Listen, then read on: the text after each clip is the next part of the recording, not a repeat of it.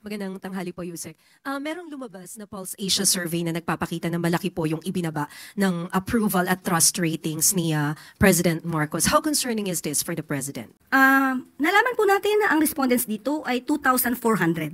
So sa 2,400, hindi naman po ito nagre-reflect ng sentimiento ng kabuuang more than 100 million people or Filipinos in the country. But dahil nga nakita at nabanggit natin itong mga fake news, sumasalamin din po ito sa impluensya ng mga fake news na nagkakalat. During the interview of Pulse Asia President Ronald Holmes over True FM, kanina lamang po ito. Ang sabi niya, isa daw marahil sa dahilan ng pagtaas din ng disapproval rating ni PBBM ay yung pagtugon sa pangunahing problema like yung matataas na presyo ng bilihin, kakulangan sa kita o yung sahod at yung paglaban daw po sa katiwalian. Where do you think the problem lies? Una, tignan natin. Nabanggitan natin, nagpakita na po tayo dito, nakausap na rin po natin at natanong po ninyo ang mga heads po ng ibang mga departamento patungkol po dito. Halimbawa po yung walang gutom program. Kaya nga, ang tanong po natin dito, 2,400, nakakarating po kaya ang serbisyo ng gobyerno? Pangalawa po, sinasabi po natin, di ba, na walang trabaho. Yung tungkol sa sweldo. Binanggit na rin po natin ang direktiba ng Pangulo patungkol po sa pagtaas ng sweldo sa pamamagitan po ng Regional Tripartite. So, hindi po yan tinulugan ng Pangulo. Yan po ang direktiba para po tumaas ang sweldo ng ating mga kababayan. So, kung saan man nanggagaling po itong opinion ni Holmes, Mr. Holmes, okay? Yan ay kanyang opinion. Siguro mas maganda rin po na malaman niya kung ano ba talaga yung katotohanan. Baka po kasi nasasapawan ng good news ng mga fake news. Merong lumabas na Pulse Asia survey na nagpapakita na malaki po yung ibinaba ng approval at trust ratings ni President Marcos. How concerning is this for the President? Nalaman po natin na ang respondents dito ay 2,400. So sa 2,400, hindi naman po ito nagre-reflect ng sentimiento ng kabuuang more than 100 million people or Filipinos in the country.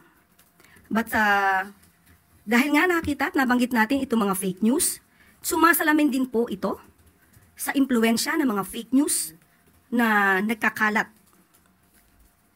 Katulad na sinabi, meron ng findings na nabanggit ang Reuters at ito ay galing sa isang Israel-based data intelligence firm or disinformation security firm. And I quote, "The level of coordinated disinformation seen in the Philippines was far above the typical 7% to 10% range of online conversations globally about highly sensitive or polarizing issues." End quote. So, kung ang mga tao man na ito ay nagbigay ng kanilang mga opinyon, maharahil ay bunga ito ng mga fake news. At kung ito man ay totoong nagkaroon ng pagsagot, hindi naman po pabayaan ng gobyerno dahil dapat natin malaman ang mga respondents, saan ang mga respondents, ang mga respondents ba ito ay nakakatanggap ng totoong news o naiimpluwensyahan ng fake news. So ang mga respondents ba na ito ay hindi nakakarating ang tulong ng gobyerno? So dapat din po nating malaman ito sa parte ng administrasyon.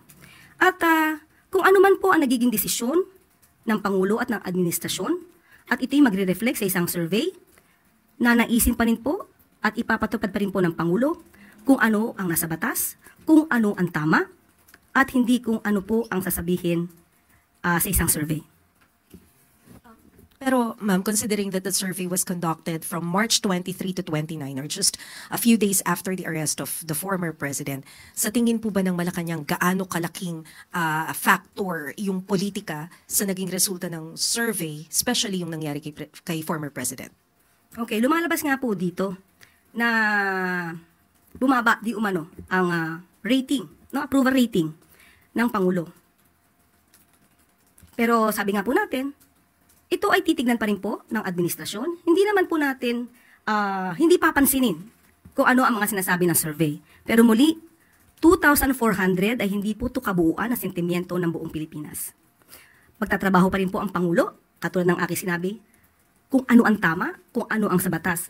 Hindi dahil ito ang idinidikta ng tao na hindi naman naaayon sa batas.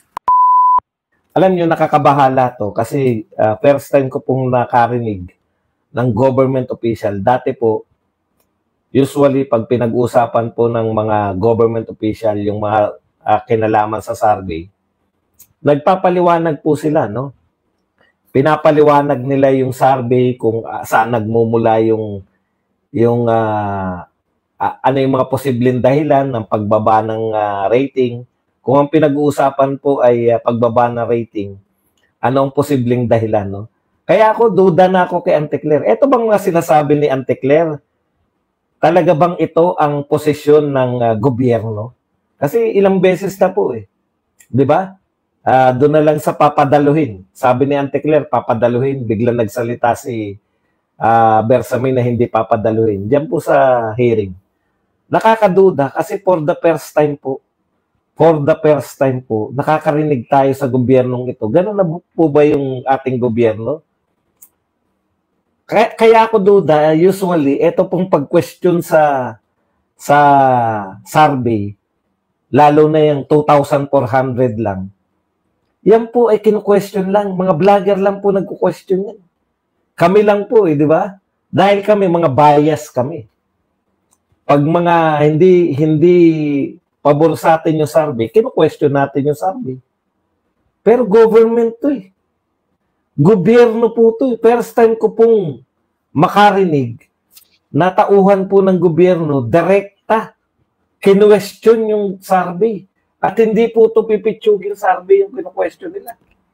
Ang kinu-question nilang survey, yung isa po sa dalawang pinakamatagal nang nagsasurvey sa Pilipinas. Kumbaga may track record, hindi po itong ngayon lang nag-survey. No? Hindi po itong Pulse Asia, hindi po ito, kumbaga kung meron pong matatawag na kapitapitagan, yung kapanipaniwalang survey company. Ito po yung Pulse Asia at SWS, hindi po dahil sa kaya lang dahil po sa tagal na nila. Pero yung i-dismiss mo outright, yung survey company, na ito ay opinion lang o hindi nagre-reflect ba tong sinasurvey nila sa totoong kaganapan? Hindi kaya sabi ko, ito ba talaga kaya si Auntie Claire? Sinabi sa kanya ni BBM yan na questionin yung resulta ng survey, no? Minsan sobrang bold. Hindi na ba scientific ang ating gobyerno ngayon? Ang pagtanaw sa survey, pag hindi pabor, kukwestiyonin. Nakakatakot po kasi yung mga sinasabi ni Auntie Claire. Di ba? Never po na may ganyan po. Lalo na kung Pulse Asia at saka SWS. Pinagpipitaganan po yan. No? Kami po, mga vlogger kami, syempre, question natin, very opinionated kami. Pero yung gobyerno mismo ang magku-question, hindi pa po nagaganap yan, lalo na po sa Pulse Asia, no? Wala pa pong government opisyal na pahayag ng gobyerno na kinwestiyon yung resulta ng Pulse Asia. Alam ko po yung mga tagapagsalita ng gobyerno noon, pag tinanong mo po kung bakit bumababa ang survey, nakakapagpaliwanag sila more or less. Ito po totally sinimulan po ni Auntie Claire yung pagdidiscuss ng tungkol sa survey na 2,400 lang yan. Yang sinurvey. Malaki na po yan. Yung iba nga po 1,000 lang. Pero pinalalabas nyo na nangunguna yung mga nasa pasok yung mga alyansa team. Kasi pag kinwestiyon na ni Auntie Claire, pag kinwestiyon mo na yung survey company, hindi mo na po pwede bilang gobyerno, hindi mo na po pwedeng i-quote yan na, alimbawa, sabihin niya, pasok marami pa rin sa alyansa. The same survey company na kinu-question mo, tapos ngayon, sasabihin mo na tama kung pabor sa'yo, tapos hindi po ginagawa ng gobyerno yan. No? Correct. Ganun ang lalabas. Na maraming maraming pumapasok na alyansa, hindi rin dapat paniwalaan. Nag-aral naman po tayo ng kolehiyo. Scientific po yung mga survey. Lalo na po kung pinagpipitaganan na yan. Anyways, i-share lang natin yung mga sinasabi. Bumawi naman siya. This time, mas imposible yung sinagot. Yan nagre-reflect daw sa survey, fake news. May bawi siya, no? Ang pinagpapalagay, ang paliwanag niya ngayon. So, una, kino-question niya yung survey. Ito bang 2,400 na to? Totoo ba na nire-reflect nito yung kagustuhan ng tao ng 120 million? Artel Villacorta, thank you very much sa $279. Nire-reflect ba ng 2,400 yung 120 million katao? Yan yung una niyang question, no? Pero, ito naman po, ang sinasabi niya, reflective daw po, kung ano daw po yung resulta ng survey, tinablan niya na, hindi niya na kinakailangan magpaliwanag. Resulta yan ng fake news. Umiiral na fake news. Ay, teka muna, no? Ayon din kay Auntie Claire, sino ba talaga dapat ang nagtatama ng mga fake news? Auntie Claire, kung nakikita mo na may fake news, sino po ba ang nagtatrabaho dapat para maitama yung fake news? PCO. Katunayan, pinagmalaki rin ni Auntie Claire. First day pa lang daw nila, yun daw ang pinatatrabaho sa kanila. Sabi po, first day pa lang, ang sabi daw ng Pangulo sa kanila, spread the truth. Yan daw ang trabaho ng PCO.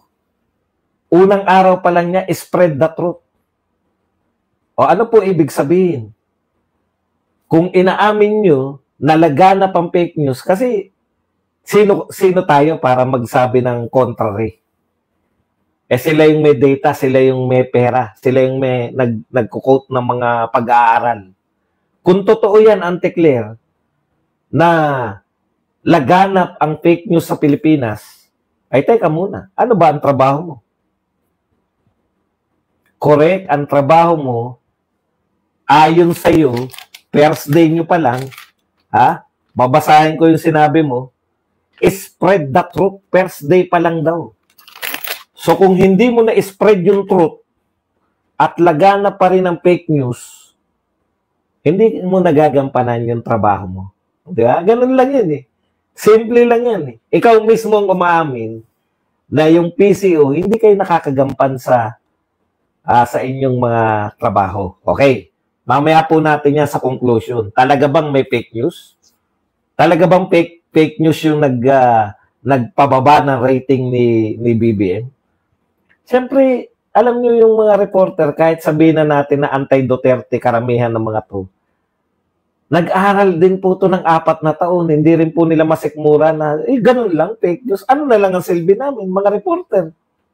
Kung laganap ang fake news, sinasabi ni Auntie Claire, laganap ang fake news, kami ba fake news spreader din, mga reporter? Hindi ba kami truth spreader din kami? O di hindi rin yung nagagampanan yung trabaho ninyo? Kung kayo ay nagbabalita ng tama at sinasabi ni Auntie Claire na napakalawak ng fake news, sinasabi ng gobyerno na napakalawak ng fake news, hindi mo rin nagagampanan yung trabaho nyo sa press. Sasabihin, hindi na naniniwala sa amin yung tao. Bakit kaya? Bakit kaya hindi na naniniwala sa inyo yung tao? Di ba? Meron kayong mahihiwatigan yan. Doon po sa mga sinasabi ng mga OFW, doon kasi malaya doon eh. Sa dahig, malaya silang nakakapanita eh. Ano sinasabi nila? Bias kayo. No? Hindi nyo naman nire-report yung totoong nangyayari. Kung ano lang yung gusto nyong i-report. Kung ano lang yung pumapabor sa kwento nyo, yun lang yung nire-report nyo. So, dalawa po ang hindi nakakagampan. Kung totoong laganap ang fake news, kung totoong laganap ang fake news, hindi lang PCO, Ha? Hindi lang PCO ang hindi nakakagampanan ng kanyang trabaho, kundi yung mainstream media rin. Hindi rin nila nagagampanan kasi laganap yung fake news eh. Sila yung nagbabalita ng katotohanan. Ang tanong, bakit hindi pinaniniwalaan yung katotohanan na binabalita nyo? Kuno. Okay. Ngayon, eto po. Tinanong pa rin, di ba? Tinanong pa rin siya. Sabi po nung yung eto pa ang isa, no? Ang tinatanong pa ni Auntie Claire, yung bang 2,400 nabababaan ng serbisyo ng gobyerno. So meron ng meron na siyang duda ngayon. Baka naman yung natatanong, nagki-create siya ng duda sa survey. Ang sinasabi niya naman ngayon, baka naman yung mga tinatanong hindi nabababaan ng serbisyo ng gobyerno. Pinapahamak mo na, Auntie Claire. Ibig sabihin, inaamin mo na rin na yung baka yung mga natanong hindi nabababaan ng serbisyo, kaya negative yung tingin nila kay BBM. Kaninong may kasalanan yun kung hindi nabababaan ng serbisyo? Ibig mo sabihin, namili yung taga-Pulse Asia ng tinanong muna nila, ikaw ba ay nabigyan ka ng ayuda bago nila tinanong? Ayuda, correct. Yun lang kasi yung serbisyo nila, ayuda lang. Hindi ba reflective na naman din sa inyo yan? Kaya masarap to si Auntie Claire. Parang inihiwalay niya yung gobyerno. Parang ganito ang salita ni Auntie Claire. Yung gobyerno natin, maraming ginagawa. Hindi lang nalalaman ng tao kasi nabablock ng fake news. Talaga? Paano mong mabablock ng fake news? Halimbawa, tignan nyo. Hindi masarap, hindi po masarap na literal, na nabitin lang po yung sinasabi ko. Masarap magbigay ito si Auntie Claire ng mga pahayag eh. Nagkakaroon kami ng anong tawag doon? Ng instant